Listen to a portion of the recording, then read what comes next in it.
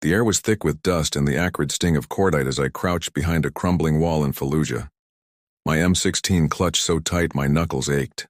A mortar screamed overhead, slamming into the street beyond, and the ground shook like the earth itself was trying to spit us out. I was 22, barely a man, and all I could hear was my brother's voice echoing in my head from months ago, back home in Ohio.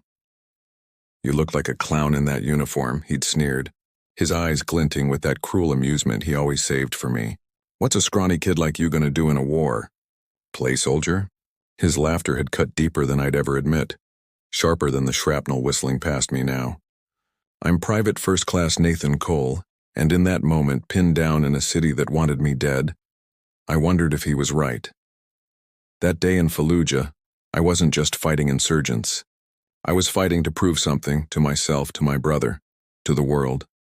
But what I didn't know, what I couldn't have known, was that a single act from my general, a man I barely knew, would unravel everything I thought I understood about loyalty, shame, and what it means to wear this uniform. There's a truth buried in the chaos of war, a secret so raw and unexpected it could shift the way you see courage, family, even the enemy. What happened here didn't just change me. It exposed something about war that no one talks about, something that makes you question who the real heroes are. War strips you bare.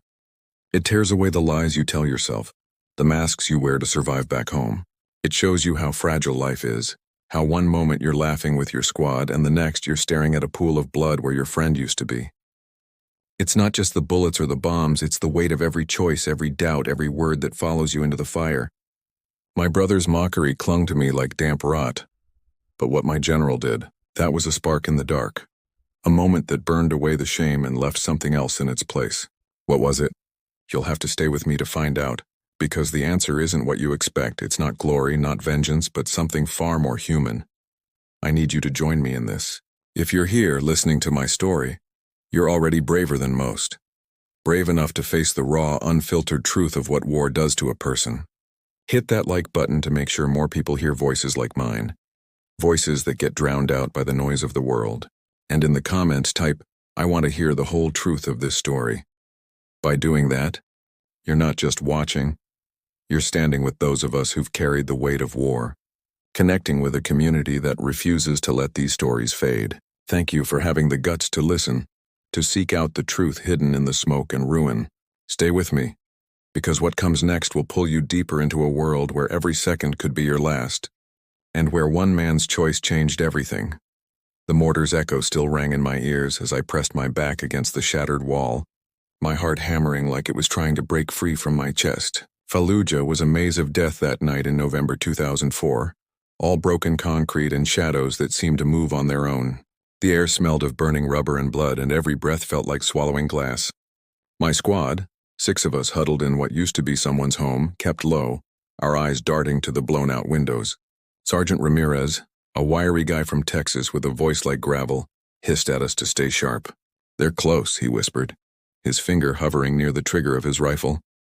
I nodded, but my mind wasn't on the insurgents lurking in the dark. It was on my brother Jake, and that damn smirk of his back in Ohio 6 months ago, when I'd stood in front of him in my crisp new uniform. "You're gonna get yourself killed, Nate," he'd said, leaning back in Dad's old recliner, a beer in his hand. "You're not cut out for this. Look at you, skinny, soft, always reading those stupid history books. What, you think you're some kind of war hero now?" His words had landed like a punch, each one sinking deeper because he was my big brother, the one I'd looked up to my whole life. Jake, with his broad shoulders and easy charm, the guy who could talk his way out of anything, who'd always been the star of our small town. I was the quiet one, the kid who'd rather study battles than fight them. But when I enlisted after 9/11, it wasn't just about patriotism. It was about proving him wrong, proving I wasn't the weakling he saw. Now here I was, in the middle of a real war, and his voice wouldn't leave me alone. Every creak of the house, every distant pop of gunfire felt like it was mocking me too. Was I a clown in this uniform? My gear felt too heavy, my boots too big, like I was playing dress-up in a world that didn't care if I lived or died. A sudden burst of gunfire erupted a block away, and I flinched, my rifle jerking in my hands. Private Malone, a lanky kid from Georgia who never stopped talking, shot me a look. "You good, Cole?" he muttered, his voice tight. I nodded, but I wasn't good. My hands were shaking, not just from the cold seeping through the cracked walls, but from the fear that Jake was right. What was I doing here? The night dragged on, the city alive with the chaos of war. We'd been sent to clear this sector, house by house, rooting out insurgents who'd turned Fallujah into a fortress. But it wasn't just the enemy out there. It was the weight of every decision. Move too fast, you're dead. Hesitate, you're dead. I kept picturing Jake's face, his laugh, the way he'd rolled his eyes when I told him I'd signed up. You'll come back in a box, he'd said, half joking, half serious. I wanted to scream at him, to tell him I was here, surviving, doing what he never could. But the truth was, I didn't feel like a soldier. I felt like a kid, scared and out of place, waiting for the world to prove my brother right. Then a sound cut through the night, a low, guttural cry from the street outside. Not a scream, but something worse, like someone trying to hold in their pain. Ramirez signaled us to hold position, but my eyes locked on the window. In the moonlight, I saw a shape stumble into view. A man, maybe an insurgent, maybe a civilian, clutching his side, blood soaking through his clothes. He collapsed against a wall, his breaths ragged, and for a second I swear he looked right at me. My finger tightened on the trigger, but I froze. Was he the enemy? Was he just some guy caught in the wrong place like me?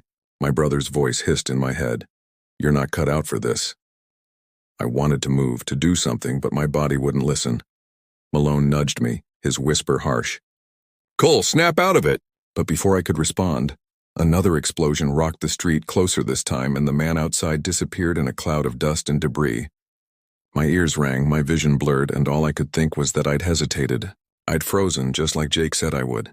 The house shook, bits of plaster raining down on us, and Ramirez was shouting orders, but I was stuck, trapped in that moment, wondering if I'd just failed my first real test as a soldier.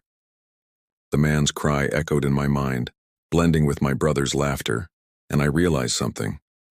War wasn't just about surviving the enemy. It was about surviving yourself. The dust from the explosion settled like a shroud over the street, choking the air and turning everything into a hazy gray nightmare. My ears were still ringing, a high-pitched whine that drowned out Ramirez's shouts for a second, but then his voice cut through. Cole!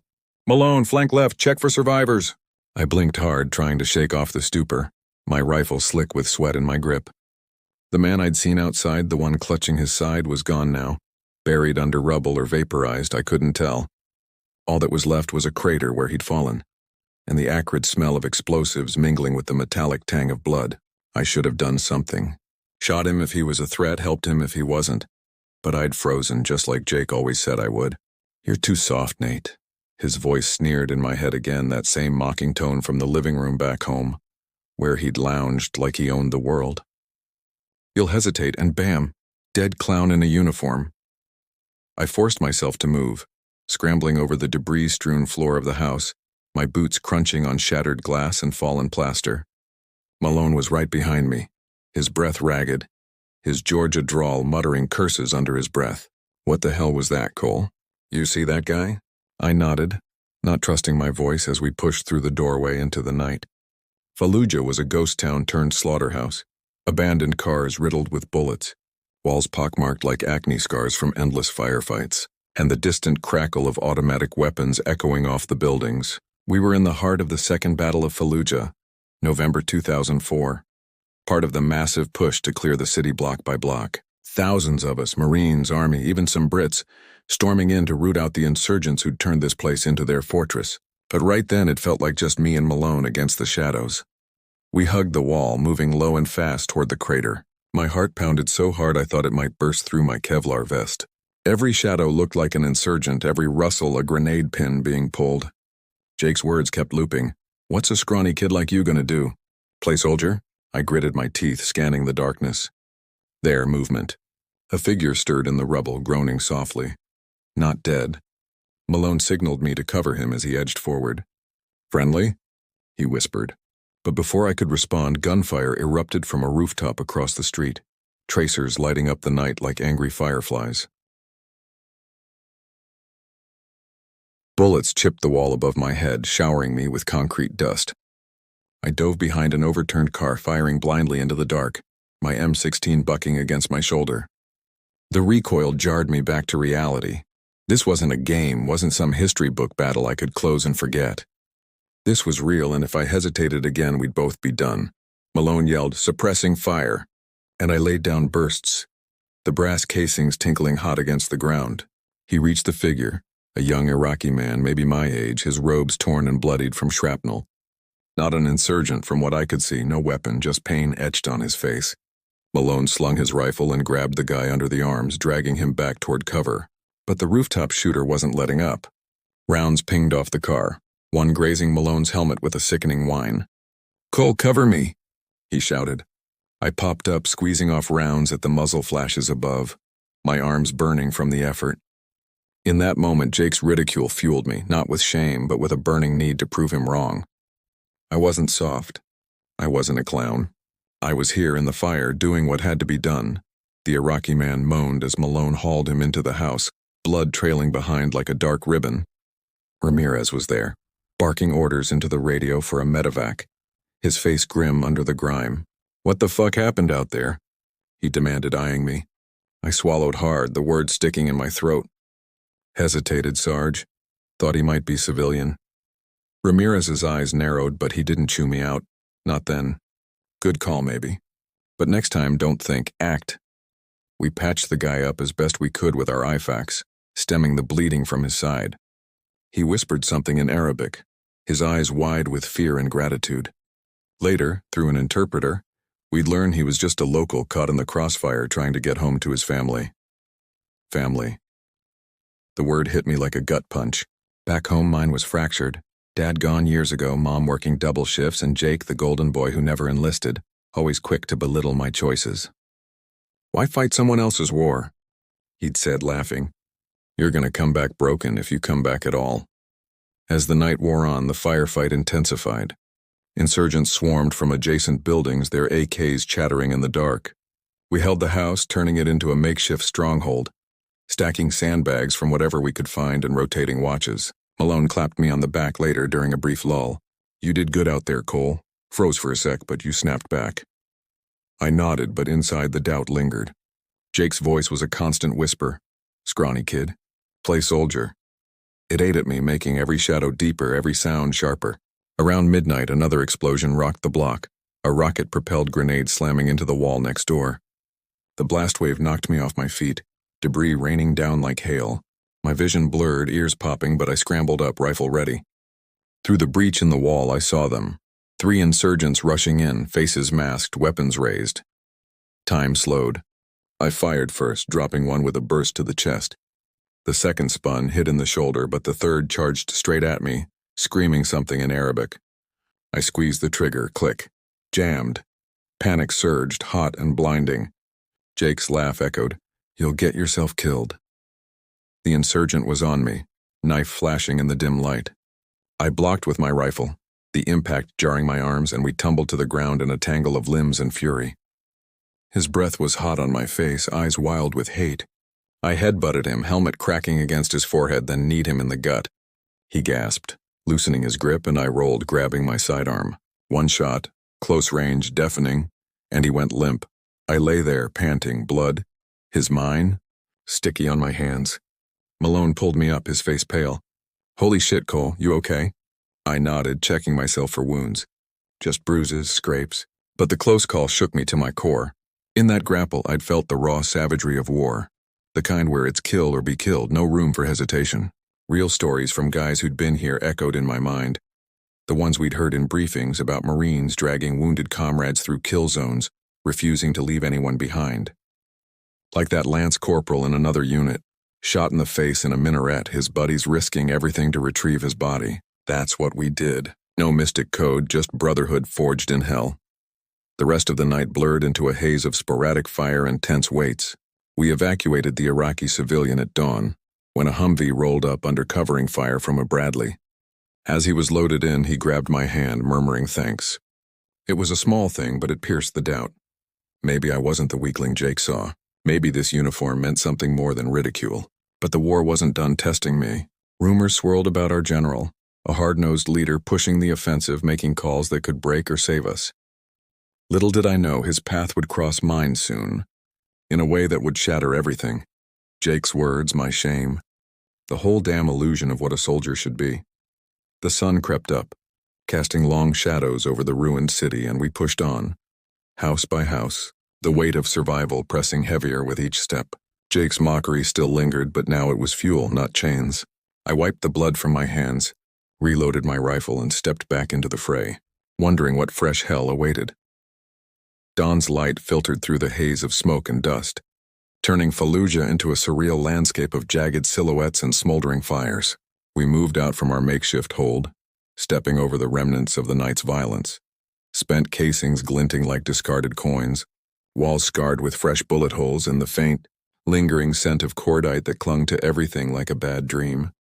My squad pressed on, house by house, our boots kicking up puffs of fine sand that irritated my eyes and throat. Ramirez led the way, his posture rigid, scanning rooftops and doorways with the precision of a man who'd seen too many ambushes. Malone flanked me, quieter than usual after the close call, his usual chatter replaced by a grim focus. We were down to 5 now. Our 6th, Corporal Hayes, had rotated out yesterday with a minor wound, but it felt like a hole in our formation, a vulnerability we all sensed but didn't voice. As we cleared the next block, the city seemed to hold its breath. It was mid-morning, the heat building under our gear, sweat trickling down my back and soaking my uniform. Jake's voice crept in again, uninvited, as it always did in these lulls. "You look like a clown in that uniform. What's a scrawny kid gonna do?" I shook it off, focusing on the rhythm of our advance. Check corners, cover alleys, listen for the telltale click of a tripwire or the shuffle of feet. We entered a narrow courtyard surrounded by high walls that trapped the sun's glare, making shadows dance unnervingly. It looked clear. Overturned furniture, a child's bicycle crumpled in the corner, signs of a family long fled. But war teaches you nothing is ever truly clear. The explosion came without warning. A buried IED triggered by Ramirez's boot as he crossed the threshold into what might have been a kitchen. The blast was a thunderclap in my chest, a flash of orange and black that hurled me backward into the wall. Debris peppered my arms and face, sharp stings like bee swarms, and the world tilted. I tasted blood, my own, from biting my tongue. When the dust cleared enough to see, Ramirez was down, sprawled in the center of the crater, his legs twisted at wrong angles, blood pooling fast. "Sarge!" Malone screamed, rushing forward despite the risk of secondary devices. I scrambled to my feet, ears still muffled from the concussion, and joined him, dropping to my knees beside Ramirez. His face was ashen, eyes wide with shock, but he was alive. Barely. Get the med kit," he gasped, his voice wet and ragged. Shrapnel had torn through his abdomen, exposing things no one should see. I fumbled with my pack, hands trembling as I applied pressure with a bandage. But it was like trying to dam a river with my fingers. Blood soaked through instantly, warm and sticky, seeping into the cracks of my skin. Malone radioed for evac, his words frantic. "Man down, IED strike, need dust off now." The rest of the squad, Jenkins and Torres, secured the perimeter, their rifles sweeping for threats, but I could see the fear in their eyes, the same that knotted my gut. Ramirez grabbed my wrist, his grip surprisingly strong. "Cole, listen," he wheezed, blood flecking his lips. "You did good last night. Don't let the doubt win."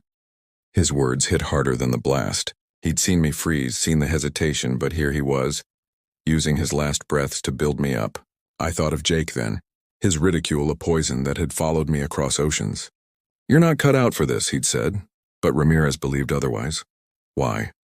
In that moment, amid the chaos, I saw flashes of the man he'd been, stories he'd shared during quiet watches, about his wife back in Texas, their 2 kids, how he'd re-enlisted after 9/11 because someone had to. He was the father figure we'd all leaned on, the one who cracked jokes to ease the tension, who taught me how to clear a jam under fire without panicking. Minutes stretched into eternity as we waited for help. Gunfire erupted nearby, insurgents drawn by the blast probing our position. Jenkins returned fire from the wall, Torres covering the alley. A bullet whizzed past my head, embedding in the plaster behind me. "Incoming!" Torres yelled. I left Ramirez with Malone and took up position, firing controlled bursts at the shapes darting between buildings. Adrenaline surged, sharpening everything. The recoil against my shoulder, the acrid burn of gunpowder, the distant thump of our artillery responding. We held them off, but it cost us. Jenkins took a round to the shoulder, grunting as he slumped but kept shooting. All the while, Ramirez's breaths grew shallower, his hand going slack in mine when I checked back. The medevac chopper finally thundered in, its rotors whipping up a storm of dust, medics rappelling down under covering fire from our Bradley support. They loaded Ramirez first, then Jenkins, but as they lifted off, I knew. His eyes had glazed over, that final piece settling in. He was gone. Malone punched the ground, tears cutting tracks through the grime on his face. "Fuck this place," he muttered, voice breaking. Torres crossed himself, whispering a prayer. Me? I sat there staring at the blood-stained spot where Ramirez had lain, Jake's laughter ringing louder than ever. "You'll come back in a box." Not me, but someone I cared about, someone who'd become family in this hellhole. The loss ripped through me deeper than any wound, a fracture in the brotherhood that had kept me going. We pushed on, because that's what you do in war. No time for grief, not really. But as we cleared the next house, finding only echoes of lives interrupted, family photos scattered on the floor, a half-eaten meal, I felt the weight of it all.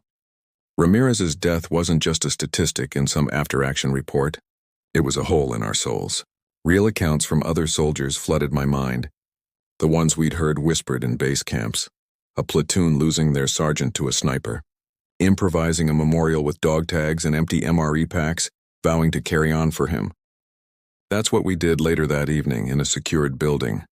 Huddling around a small fire from scavenged wood, Malone shared a story about Ramirez teaching him to play poker during downtime, cheating shamelessly to make us laugh.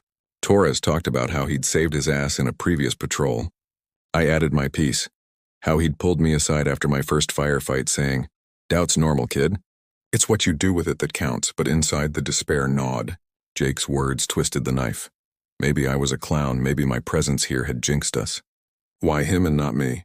The uniform felt heavier, stained with Ramirez's blood, a reminder of the fragility we'd all ignored.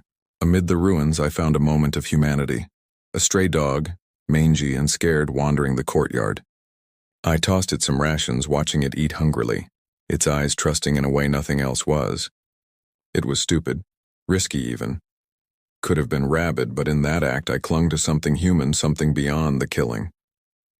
Night fell again, the city quieter but no less deadly. We rotated watches, my mind replaying the blast, Ramirez's last words. The general's name came up in radio chatter. Lieutenant General Harlan, overseeing the offensive, pushing units like ours to the limit.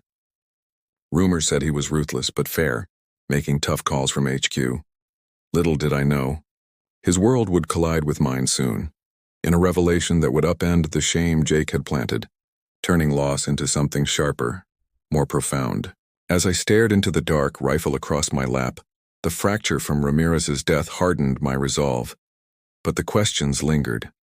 How do you honor the fallen when doubt still whispers? How do you wear the uniform when it feels like a curse? The fire we'd built flickered low, casting long, wavering shadows on the bullet-riddled walls of our temporary refuge. A half-collapsed mosque that smelled of incense and decay. My watch ended just before midnight, but sleep was a stranger in Fallujah. Every creak of settling rubble, every distant burst of gunfire, jerked me back to alertness. Ramirez's absence was a void, sucking the air from the room. His spot on the floor, where he'd usually sprawl with his pack as a pillow, lay empty. A silent accusation. Malone snored fitfully nearby. Torres murmured prayers in his sleep, and Jenkins, his shoulder bandaged and slung, stared at the ceiling with eyes that saw nothing and everything. I traced the dried blood on my uniform with my finger. Ramirez's blood mixed with mine from the scrapes, and Jake's voice slithered in like smoke. Broken. Nate, you'll come back broken. Maybe he was right. The uniform, once a symbol of purpose, now felt like a shroud, heavy with failure and grief. We roused before dawn the next day, November 12, 2004, the offensive grinding on relentlessly. Our orders came crackling over the radio. Push deeper into the southern districts, clear a grid of suspected insurgent strongholds. The city was a labyrinth, streets narrowed by debris and barricades, every doorway a potential trap. With Ramirez gone, leadership fell to Torres, a quiet Puerto Rican who'd been with the unit longest. He briefed us curtly, eyes open, no heroes. We stick together. But as we geared up, checking mags, tightening straps, despair clawed at me. How many more holes would war punch in us? I volunteered for point, a reckless move born of that gnawing doubt. I'll take lead, I said, my voice steadier than I felt. Torres eyed me but nodded. Malone shot me a worried glance. You sure, Cole?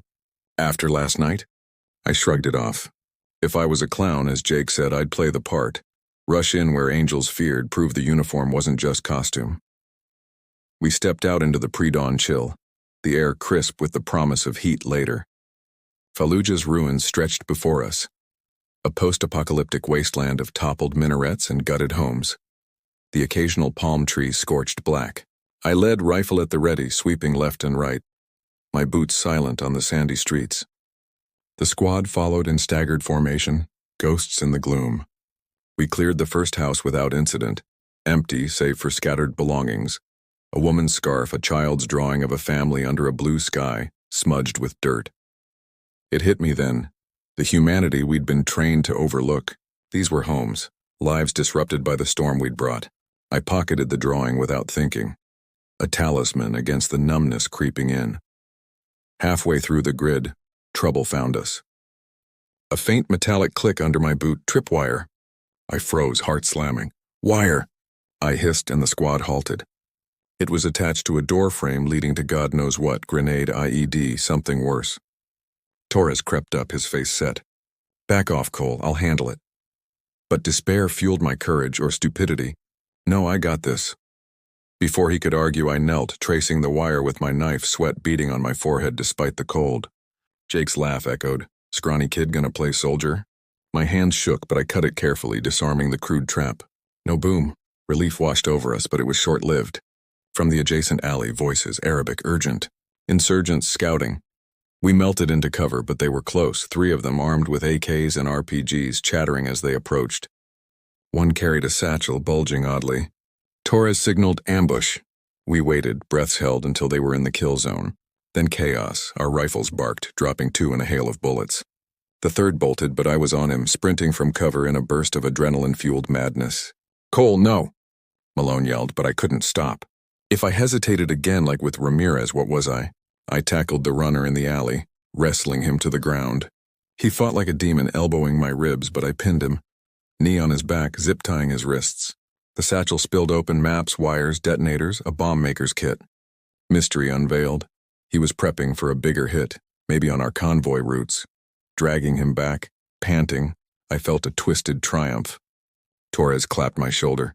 Ballsy move, Cole, stupid. But ballsy. Malone grinned weakly. You're either brave or suicidal. But as we interrogated the prisoner through a hurried call to an interpreter via radio, despair crept back. He spat defiance, eyes burning with hate, but mentioned something about hidden ones, civilians or fighters stashed nearby.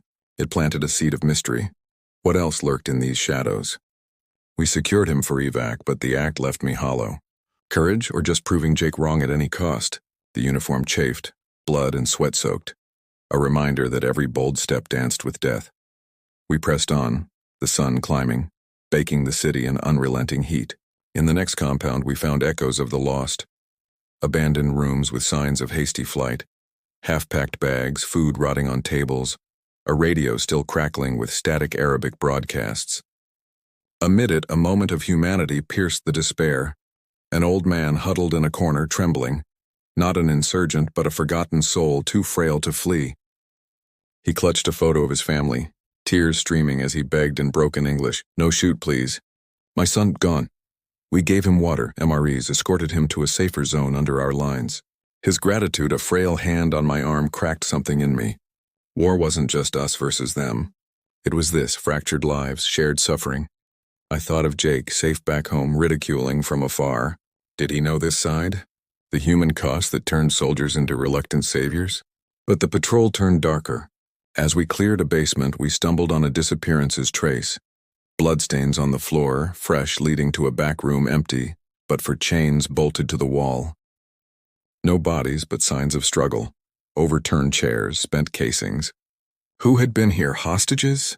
Our own missing patrols? The mystery gnawed whispers among us. Intel said this sector was clear. Torres radioed it in, but static was our only reply. Despair mounted. Ramirez would have known what to do. His gravel voice cutting through uncertainty. Without him, we felt adrift. The brotherhood fraying further.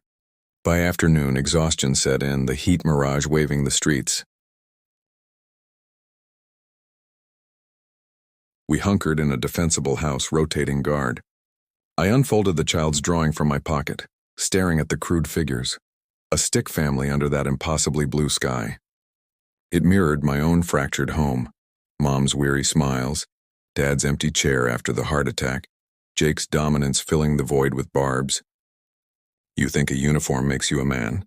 He'd sneered that last day, beer breath hot. "It just makes you a target." Here in Fallujah's bowels I was a target, but also a protector. A fool rushing in. The act of courage on the patrol had saved us, maybe. But it invited more danger. Insurgents would know we'd captured one of theirs.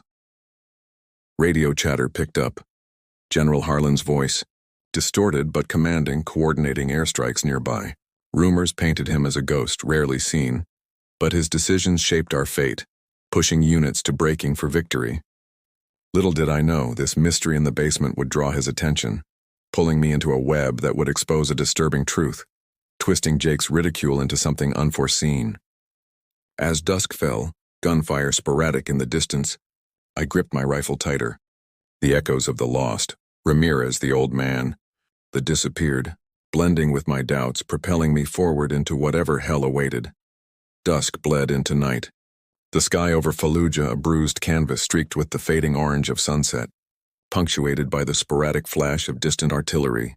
Our squad hunkered deeper into the defensible house, its thick adobe walls offering illusory safety amid the labyrinth of ruins. The air hung heavy with the day's accumulated scents, sweat, gun oil, and the faint underlying rot of decay from unchecked corners of the city. Gunfire crackled intermittently like a conversation we weren't part of, reminding us that the insurgents hadn't vanished. They were merely regrouping in the shadows. I leaned against a cracked pillar during my watch, rifle cradled in my lap. The child's drawing from earlier crumpled in my pocket like a secret shame. Torres paced softly, radio in hand, murmuring updates to command while Malone and Jenkins dozed fitfully, their faces etched with exhaustion. The mystery from the basement earlier gnawed at me, the bloodstains, the chains, the empty room whispering of disappearances. Who had been held there? Allies? Enemies? Civilians caught in the web? Jake's voice, ever the tormentor, sneered from the recesses of my mind. "Playing detective now, Nate? Stick to your clown act, you'll just screw it up." Unable to shake the unease, I volunteered for a quick recon of the adjacent structure during a lull, my despair manifesting as restless energy. "I'll check the next building," I whispered to Torres. "Might tie into that basement." He hesitated, his dark eyes searching mine, but the offensive's pace left little room for caution. 5 minutes, Cole, no risks." I nodded, slipping out into the cooling night, the moon a sliver overhead casting pale light on the debris-littered alley.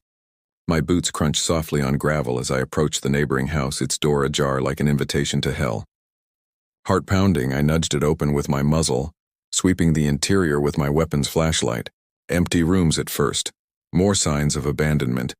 Overturned chairs, shattered pottery, a Quran left open on the floor as if mid-prayer. But in the back, a trapdoor in the floor partially concealed by a rug. Mystery beckoned and despair pushed me forward. Jake's ridicule fueled the recklessness. Scrawny kid.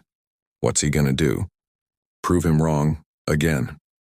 I pried it open, descending into a cramped cellar that reeked of damp earth and something metallic. Blood? The beam from my light revealed crates stacked against the walls, covered in dust but recently disturbed, footprints fresh in the dirt. Prying one open, my breath caught. Weapons. AKs, grenades, IED components, but also documents, bundles of papers, and a laptop, its screen cracked but intact. I rifled through them, adrenaline sharpening my focus. Maps marked with our positions. Patrol routes we'd taken just days ago. Intel leaks, but deeper in, personal letters, photos. One caught my eye. A faded picture of a family, the father stern-faced, children smiling innocently. On the back, scrawled in Arabic and English notes, names, dates. My gut twisted as I recognized one name. A local interpreter who'd worked with our unit weeks prior. Vanished suddenly. Disappearance solved? Or complicated? The letters hinted at double dealings, payments from insurgents, betrayals for family safety. Humanity amidst chaos, not black and white, but gray. Families torn by survival choices. Then the twist hit like a sucker punch. Among the papers, a U.S. military ID card, dog-eared and stained. Not just any Corporal Hayes, our squad mate who'd rotated out with a wound yesterday, but the dates didn't match. Notes suggested he'd been captured, not evacuated. Or worse, collaborating. My mind reeled. Hayes, the joker of the group, always with a quip to lighten the mood, his Alabama drawl cutting through tension. Had he been the hidden one from the prisoner's mutterings? Despair crashed over me. If true, our brotherhood was poisoned from within. I stuffed the ID and a few papers into my vest, the laptop too bulky to carry. Was this a plant? Real? The mystery deepened, allegiances fracturing in my head. Jake's laugh echoed louder. You think you're a hero? Look at you digging up dirt that'll bury you. Footsteps above, soft, deliberate. I killed the light, heart slamming, and backed into the shadows. Voices Arabic, 2 men entering the house. Insurgents scavenging or checking the cache. I held my breath, finger on the trigger, despair morphing into cold resolve. They descended the ladder, flashlights bobbing. The first one's beam swept near me. I fired. 2 quick shots muffled by the suppressor we'd scavenged. He dropped, gurgling. The second spun, but I was on him. Knife out in a desperate lunge, the blade sinking into his side as we grappled. He clawed at my face, nails raking skin, but I twisted, ending it with a chokehold until he went limp. Blood on my hands again, warm and accusing. Act of courage or sheer despair?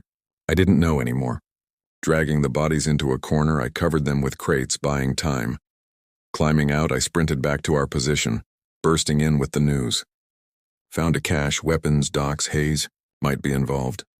Torres's face hardened as I showed the ID. Shit, Cole, this is big. We radioed it in, the static crackling with urgency. Command responded, hold position, extraction team en route. But the revelation hung heavy, twisting the knife of loss. Ramirez dead, now Hayes potentially a traitor? The squad's trust frayed. Malone stared at the ID like it was a ghost. Hayes? No way. Must be fake. But doubt seeded, memories tainted, his sudden wound, excuses for missing patrols. Real stories from the war echoed. Soldiers uncovering moles like that unit in Baghdad, finding their interpreter selling intel, leading to ambushes that cost lives. Here in Fallujah's underbelly it felt personal, a betrayal that amplified every shadow. We fortified, the night alive with tension, gunfire edged closer, probes testing our perimeter. I bandaged the scratches on my face, the sting a reminder of the close call. Amid the chaos of fleeting humanity, Torres shared his last cigarette, a ritual we'd adopted from Ramirez. We get through this, Cole, for him. I nodded, but inside the mystery consumed me. Who else knew? The general's name surfaced again in radio bursts, Harlan demanding updates on intel finds. Rumors said he was hands-on, visiting front lines incognito. Little did I realize this cache would summon him, unraveling a disturbing truth that would shatter Jake's mockery, exposing layers of war's deceit I never imagined. As tracers lit the sky, I gripped the stolen papers. Allegiances fractured, despair a companion, pushing toward whatever dawn's light would reveal. Tracers arced through the night sky like malevolent stars, their green and red streaks illuminating the jagged outlines of Fallujah's shattered skyline in brief, hellish flashes. Our position in the house felt increasingly like a trap, the thick walls that had seemed protective now closing in like a coffin. The radio had gone ominously silent after Torres's urgent transmission about the cache and Hayes's ID. No confirmation, no evac ETA, just the crackle of static mocking our isolation. Malone paced the room, his boots scuffing the debris-strewn floor, while Jenkins winced with every movement, his bandaged shoulder a constant reminder of our dwindling strength.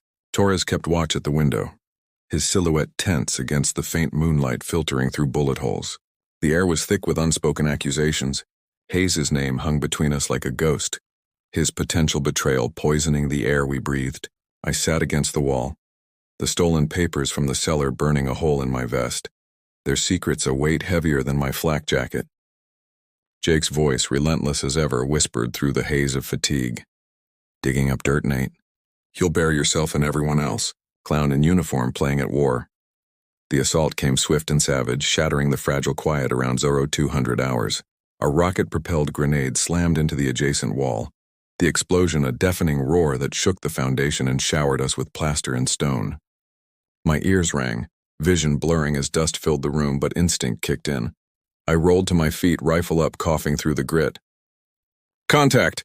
Torres bellowed, Firing bursts through the window at the shadows swarming the street. Insurgents, a dozen or more drawn by our radio chatter or the cache's disturbance, poured from the alleys, their AKs chattering in a deadly symphony. Bullets stitched the walls, ricocheting with angry whines. Malone dropped to a knee, returning fire, his face a mask of grim determination. "They're flanking!" he shouted over the din. Jenkins, despite his wound, propped himself up and squeezed off rounds, grunting with pain. Despair surged through me, hot and choking. This was it. The end Jake had predicted. But courage, born from that same black well, propelled me forward. I dashed to the breach the RPG had created, a gaping hole in the wall exposing the side alley. Peering out, I spotted 3 insurgents creeping closer, grenades in hand. No time for doubt. I leaned out, firing a controlled burst, 2 down, the 3rd scrambling back. "Clearing left," I yelled, but another grenade arced through the air, landing inside with a clatter. Time froze. I dove on it without thinking, my body curling over the explosive like a shield. The squad's eyes widened in horror, Malone's mouth opening in a silent scream. Seconds ticked, eternal, my mind flashing to Ramirez's death, Hayes' ID. Jake's sneer, "You'll get yourself killed." But no boom. Dud. Relief flooded me as I rolled away, but the act left me exposed. A bullet grazed my arm, fire lancing through flesh. I bit back a cry, firing blindly into the night. The fight raged on, a visceral blur of muzzle flashes and shouts. We held the house, turning it into a fortress of desperation, stacking furniture as barricades, rotating fire to cover all angles. Torres called in artillery support, his voice steady amid the storm. "Fire mission, Grid Echo 5, danger close." Minutes later, the whine of incoming shells, then thunderous impacts a block away, scattering the attackers. But they pressed, fanatical, one breaching the door with a shoulder charge. I met him head-on, rifle butt smashing his face, then a point-blank shot ending the threat. Blood splattered my uniform, mixing with my own from the graze. Another stain, another scar. In the lull after, we zip-tied a wounded insurgent who'd fallen inside, his leg shattered, eyes defiant through the pain. Interrogation was crude, necessity-driven. Torres loomed over him, translator app on his phone piecing together broken Arabic and English. "The cache, who owns it?" "Hayes, American soldier. What's his role?" The man spat blood, sneering, but under pressure, a boot on his wound, he cracked. "American. Yes, he talk. Give routes. For money. For family." Revelation hit like shrapnel. Hayes, our brother, selling us out.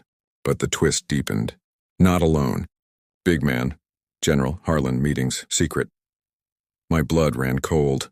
General Harlan? The ghost of command pushing the offensive? Involved in betrayal? The prisoner laughed weakly. "You fight for lies." All broken. Despair clawed deeper. If true, our sacrifices were built on sand. Command complicit in the rot. Jake's words twisted. "Someone else's war. You're the fool in the uniform." We silenced him with a gag, the squad reeling. Malone punched the wall. "Hayes? And the general? Bullshit." But the papers I'd taken corroborated. Coded notes mentioning H and payoffs. Mystery unraveled into horror.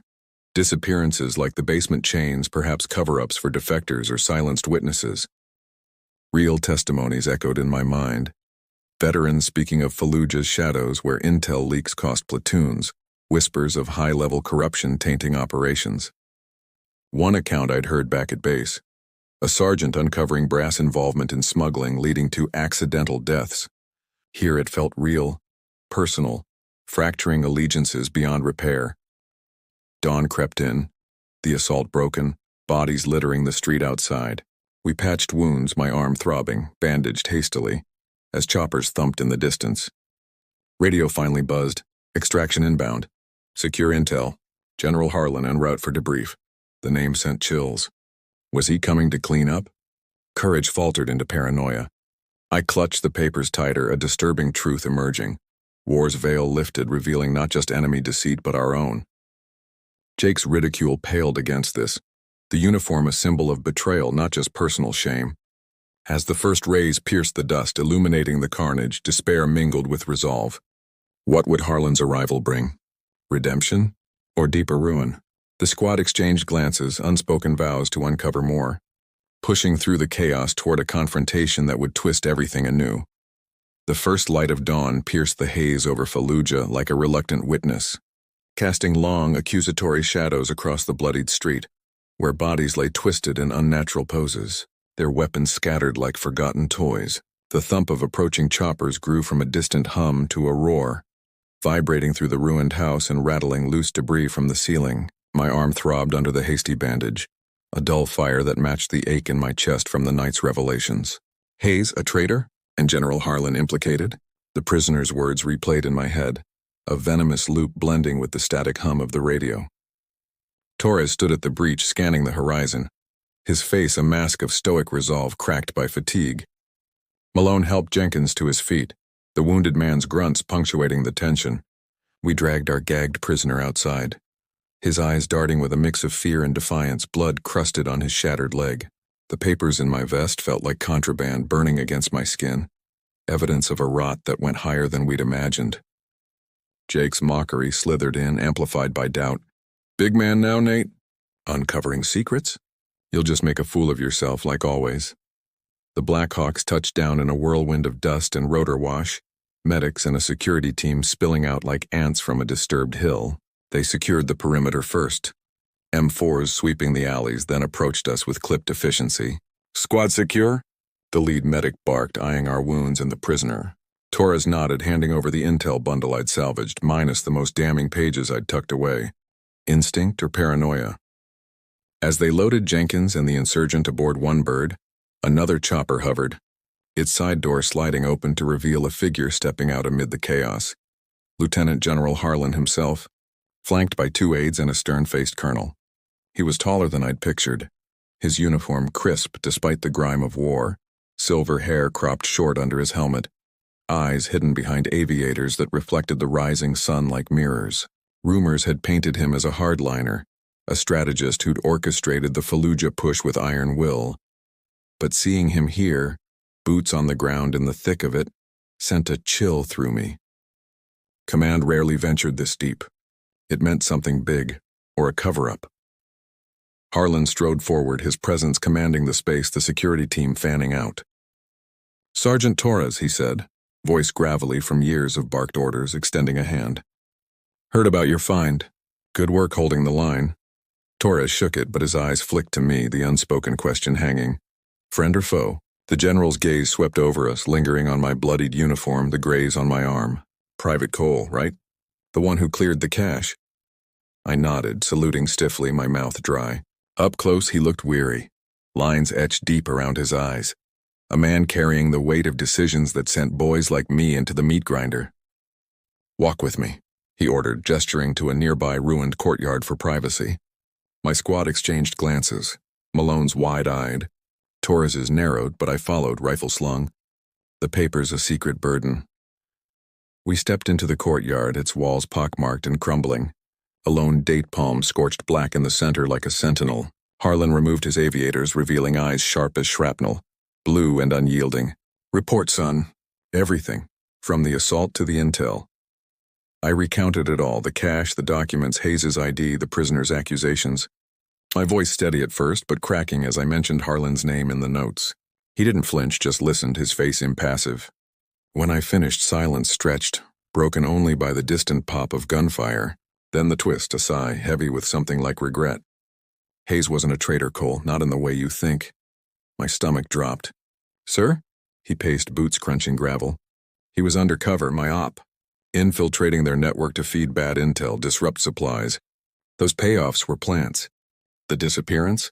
Staged to embed him deeper. Revelation crashed over me, disturbing and raw. Hayes, our joker, a spy?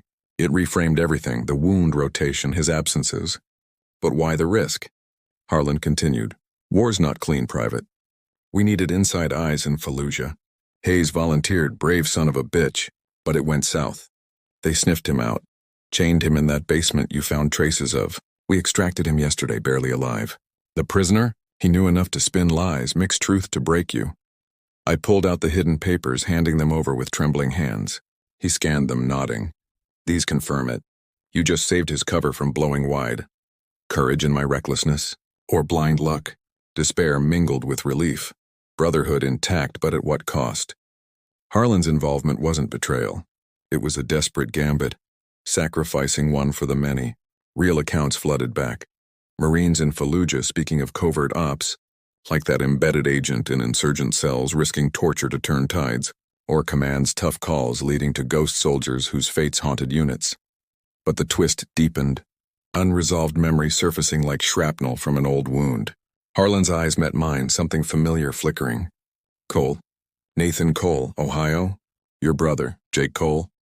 My blood ran cold. How do you know Jake, sir? He hesitated, then. We served together. Gulf War 91, he was my platoon sergeant. Saved my ass in a firefight near Basra. Tough bastard, but he cracked after. PTSD, booze. I tried to help, got him counseling, but he pushed everyone away. The world tilted. Jake, the golden boy who'd ridiculed me, a war hero, broken by his own battles? It explained the sneers, the beer-fueled barbs, projection, pain masked as mockery. He never told me, I whispered, voice hoarse. Harlan clapped my shoulder. He was proud of you, kid. Enlisting? That uniform? It reminded him of what he lost. He called me before you deployed, asked me to watch out for you. Act of humanity amid chaos. The general, a link to my past, turning shame to understanding. Despair shifted, courage blooming in the ruins. But questions lingered, why hide it? Harlan's face hardened. War reveals us, Cole. Your brother's secret hazes up, it's all layers. You did good here. Proved yourself. He signaled the choppers. Evac was go. As we boarded, the city receding below, illusions shattered. Jake wasn't the villain. He was a survivor like me. The uniform, bloodied and torn, felt earned now, not ridiculed. Yet the revelation disturbed. How many truths hid in the smoke? Harlan's aides murmured about next pushes, but his eyes on me held a promise, more to come. Back at base, whispers of bigger deceptions swirled, tying to command's gambles. Little did I know, this encounter was just the prelude. An unexpected twist propelling toward a final confrontation that would change everything. Family, duty, the very fabric of war. The chopper's rotors faded into a distant drone as we touched down at forward operating base, FOB, Marez, the sprawling compound outside Mosul that served as our temporary sanctuary. Amid the storm of the Fallujah offensive, dust billowed up in swirling clouds, stinging my eyes and coating my already grimy uniform in another layer of Iraq's unrelenting grit. Medics swarmed us immediately, efficient shadows in the early morning light checking wounds and barking questions. My arm graze was cleaned and stitched with quick, impersonal precision. 7 sutures, a tetanus shot, and a pat on the back like it was just another day. Jenkins was whisked to the surgical tent, his shoulder needing more than field patches, while Torres and Malone debriefed with the intel officers, handing over the remaining papers from the cache. I stood there, rifle slung over my shoulder, the weight of General Harlan's words pressing heavier than any gear. Jake, a hero. My big brother, the one who'd called me a clown haunted by his own ghosts from the Gulf War. It didn't compute, not yet, but it cracked open memories I'd buried deep. Unresolved fragments that clawed their way back in the quiet after the chaos. We were given a few hours rack time in the tents, canvas walls flapping in the wind like uneasy breaths. I collapsed onto my cot. The thin mattress a luxury after nights on concrete floors, but sleep evaded me. Staring at the tent ceiling mottled with sand and stains, Harlan's revelation replayed. Jake saving him in Basra, the PTSD that followed, the calls to watch over me. Why hadn't Jake said anything? All those years, his ridicule. You look ridiculous in that getup, Nate. Gonna march off and play hero? Now felt like deflections, shields against his own pain. An unresolved memory surfaced, sharp and vivid. I was 12. Jake home from Desert Storm, his uniform crisp then but his eyes distant. He'd wake screaming some nights, Mom soothing him with whispers, telling me it was just bad dreams. Once, I'd found him in the garage staring at his medals, tears streaming, muttering about sand and fire. I'd asked what happened. He'd snapped, "None of your business, kid. Stick to your books." That was the start of the wedge between us, his heroism a secret that festered into bitterness. Now in this godforsaken war, it connected us across time. 2 brothers in uniforms, broken by the same machine. Despair gnawed at me, a quiet erosion amid the base's hum of activity. Generators rumbling, distant artillery thuds, voices shouting orders. I pulled out the child's drawing from my pocket, the stick figures under a blue sky, crumpled but intact. A moment of humanity in the madness, reminding me of home, of what we fought for or pretended to. I needed to hear Jake's voice to confront the past. Fob Merez had a morale tent with sat phones, limited calls home. I headed there, weaving through sandbagged barriers and Humvees, the air thick with diesel and chow hall smells. The line was short. I dialed the Ohio number, heart pounding as it connected through satellites and static. Mom answered first, her voice frail but warm. "Nate? Oh, honey, is that you?" We talked briefly. She was okay, working at the diner, worrying as always. Then, "Jake's here. Hold on." His voice came on gruff, laced with surprise. "Nate, you all right?" No mockery this time, just concern. I swallowed hard, Harlan's words burning. "I met someone. General Harlan. He told me about Basra, about you saving him." Silence stretched, broken by his heavy breath. "That old bastard, yeah, it's true. But don't make it something it's not. I was just doing my job." His tone shifted, defensive but softer. "Look, kid, that uniform, I didn't mean all that shit. War chews you up. I didn't want it for you." Revelation in his admission, a disturbing truth. His ridicule was protection, warped by trauma. We talked longer than allowed, unresolved memories spilling, his nightmares, the booze, how Dad's death hit him harder. "Come home whole, Nate," he said finally, voice cracking. "Prove me wrong." Hanging up, I felt a fragile bridge mending, humanity peeking through war's cracks. But despair lingered. How many secrets had shaped us? Back at the tent, the squad reconvened. Malone slapped my back. "Heard you called home." "Good?" I nodded, but Torres's face was grim. "Intel came back on the cache. Hayes is stable, but complications." We gathered around a map table, the air tense. The papers confirmed his undercover role, but a twist emerged. Among the docs, encrypted files cracked by analysts revealed a double cross. Not from Hayes, but someone higher. "Harlan's clean," Torres said. "But his aide, Colonel Vance, one of the guys with him today, is flagged. Meetings with insurgent contacts, siphoning funds." My gut twisted. Vance, the stern-faced shadow beside Harlan in the courtyard, the one who'd eyed the papers hungrily. Disturbing revelation. The betrayal wasn't over. It lurked in our ranks. A lurking shadow threatening the offensive. Real testimonies echoed. Veterans from Fallujah describing command leaks like that scandal where an officer sold patrol routes for kickbacks, costing lives in ambushes. Here it hit close. Vance had access to our positions, could have orchestrated the assault on our house. Courage, laced with despair, surged. I couldn't let it slide, not after Ramirez, not with Jake's ghost urging me forward. "We need proof," I said, voice low. The squad agreed. We hatched a plan, reckless but necessary. That night, under cover of a supply run, I slipped into the command tent area, heart hammering, uniform blending with shadows. Vance's quarters were guarded loosely, arrogance of rank. I waited for his patrol brief, then crept in, flashlight hooded. Desk drawers yielded nothing at first, but under a false bottom, a burner sat phone, ledger notes matching the cache's codes, photos of meetings in Baghdad cafes with known militants. Twist deepened, an email printout. Vance coordinating with a CIA black site, but not for takedowns. For trades intel for personal gain. Hayes's extraction mentioned as collateral. Betrayal confirmed, but why? Greed? Ideology? It shattered illusions further. War's heroes and villains blurred, command a nest of vipers. Alarms blared suddenly, my exit cut off by footsteps. Despair hit. Caught, I'd be court-martialed or worse. I hid behind crates as Vance entered, phone in hand, arguing in hushed tones. "The kid's onto something." "Cole, handle it." "My name?" Panic surged, but courage held. I lunged, tackling him from behind, arm around his neck in a choke. He struggled, elbowing my stitched wound, pain exploding, but I held, whispering, "Why, you bastard?" He gasped. "Money. Power." Harlan's blind. I zip-tied him, grabbing the evidence, but guards rushed in, alerted by the scuffle. "Freeze." Guns trained on me, Vance playing victim. He attacked me. Chaos erupted, but Torres and Malone burst in, rifles up, our plans back up. "Stand down. He's got proof." Detained in the brig tent, the night blurred into interrogations. Harlan arrived, face thunderous, reviewing the ledger. "Vance?" My own aide. Revelation's weight crushed him. He'd trusted blindly, echoes of Jake's war haunting his decisions. You risked everything, Cole. Foolish, but right.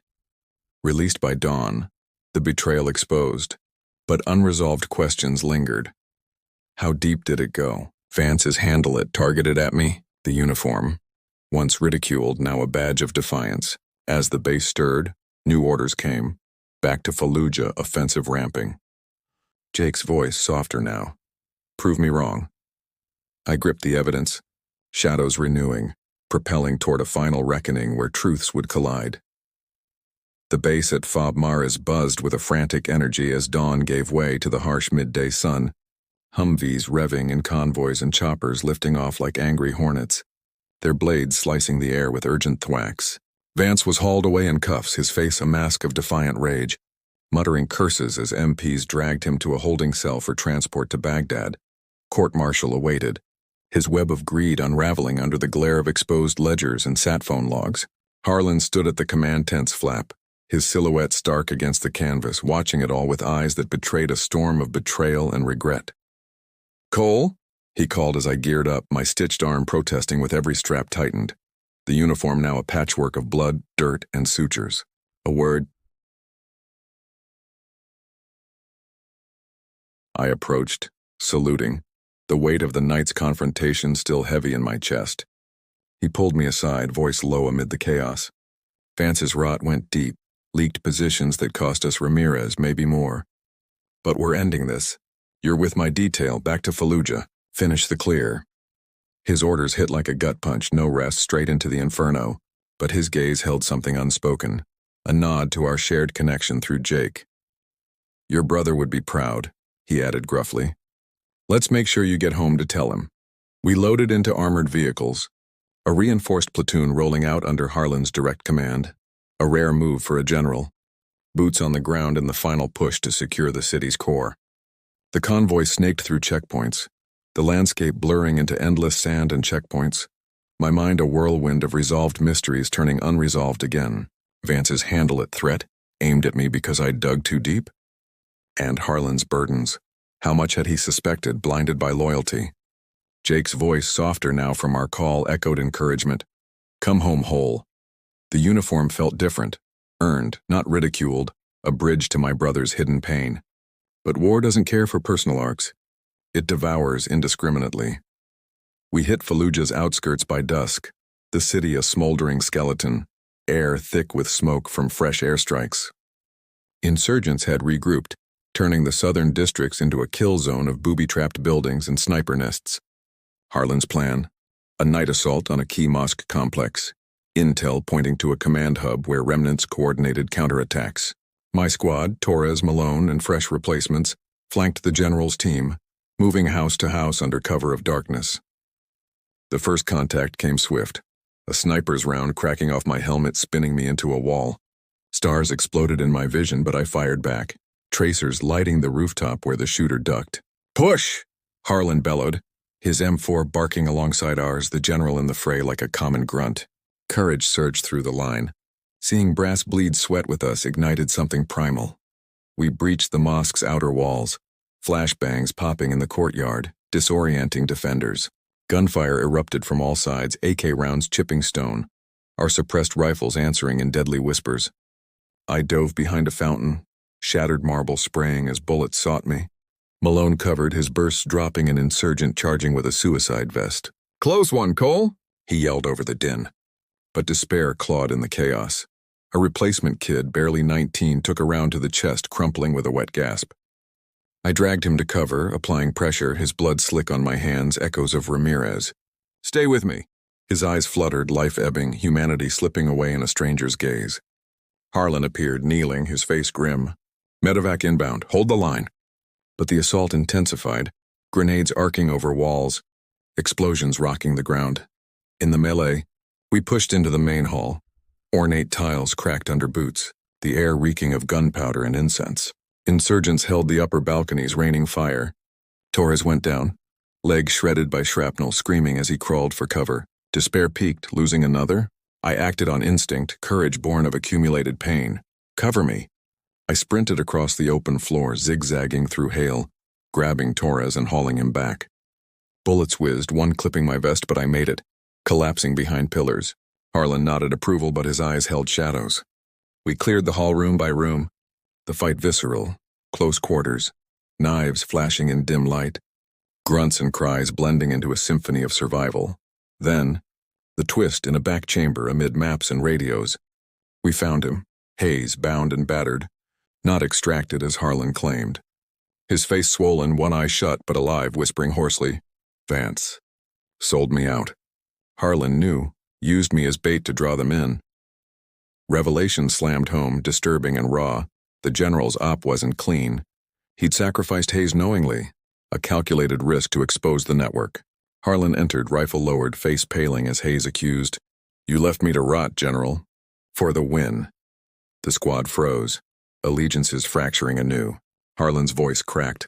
"It was the only way. Vance's leaks had to flush him." Hayes volunteered. "But yes, I pushed the edge."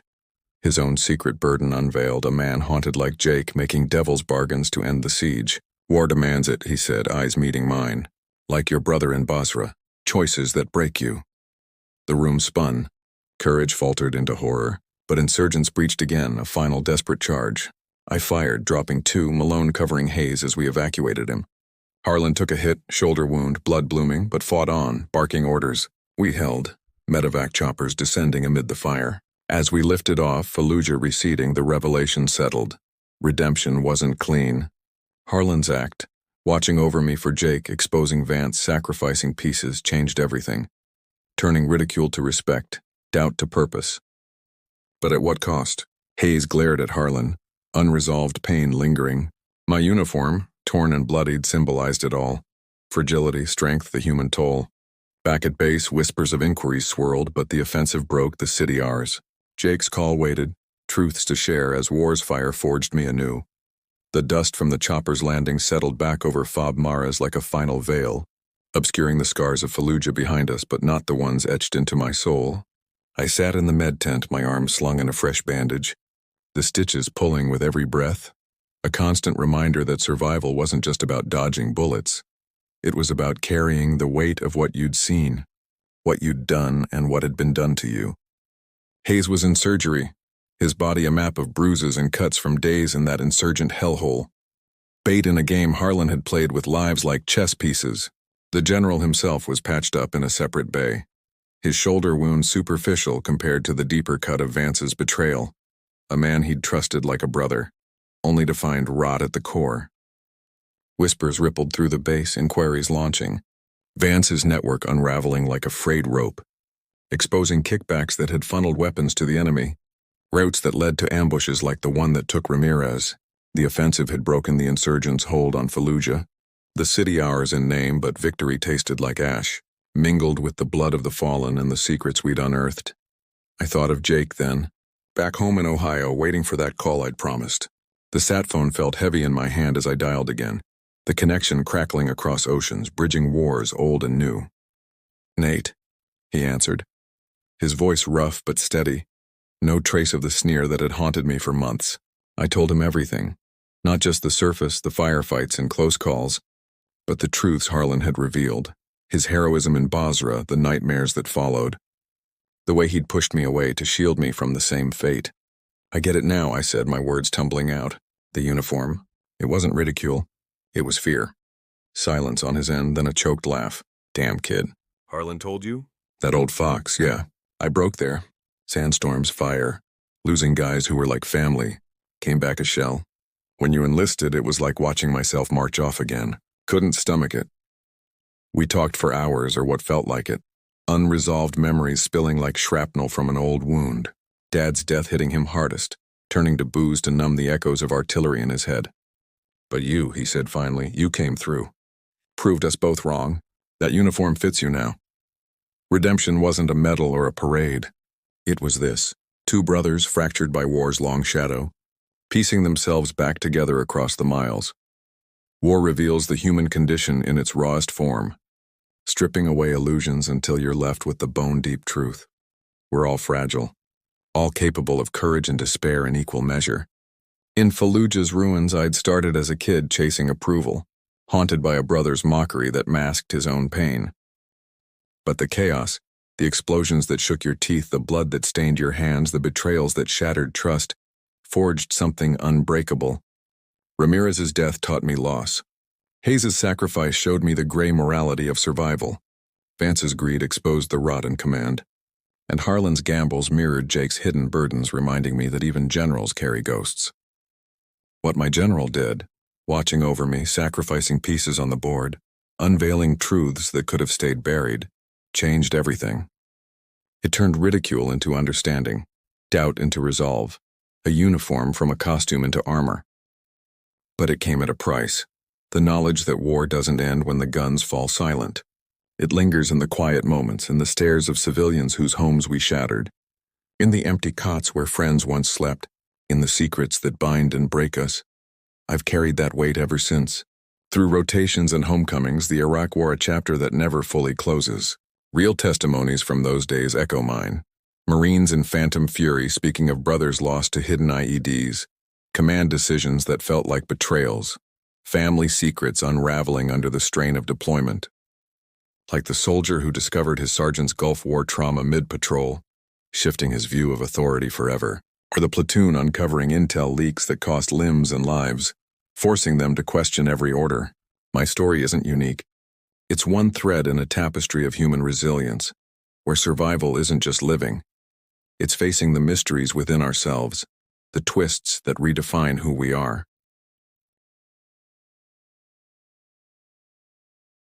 What started with a brother's laugh ended with a general's quiet admission, a chain of events that exposed war's disturbing core. It's not about heroes or villains, but people, flawed and fierce, clinging to hope amid the rubble. You, who've stayed with me through the smoke and shadows, the betrayals and revelations, you've proven your mettle. Not everyone has the stomach for these truths, the courage to peer into the abyss of war and see the humanity staring back. Congratulations, you're part of a rare breed, a select group who've braved the full weight of this testimony, emerging not unscathed but stronger, wiser, with eyes wide open to the fragility and fire of the human spirit. You've walked the ruins with me, felt the sting of ridicule turn to redemption, and that's no small feat. Now I ask you to seal this connection. Drop into the comments and type, "This story changed the way I see war." By doing so, you're not just sharing a thought. You're marking yourself as one of the most committed, a pillar in a growing community of souls unafraid to confront the raw truths of conflict, the hidden scars that shape us all. Your words will ripple out, drawing others into this circle, building a fortress of understanding against the silence that tries to bury these voices. And don't stop there. Share this video far and wide. Let it spread like whispers in the night, piercing the veils that hide war's realities, ensuring more eyes see what so many strive to conceal. The resilience born from chaos, the bonds forged in fire, the secrets that redefine survival. Every share is a beacon, illuminating paths for those lost in the dark, reminding the world that these testimonies matter, that forgetting them dooms us to repeat the horrors. Imagine subscribing as stepping into a shadowed gallery, where each video is a portrait pulled from war's underbelly, haunting faces, untold mysteries, voices rising like ghosts from forgotten battlefields. By hitting that subscribe button, you join an exclusive cadre, a unique fellowship bound by the pursuit of the disturbing, the real, the profoundly human.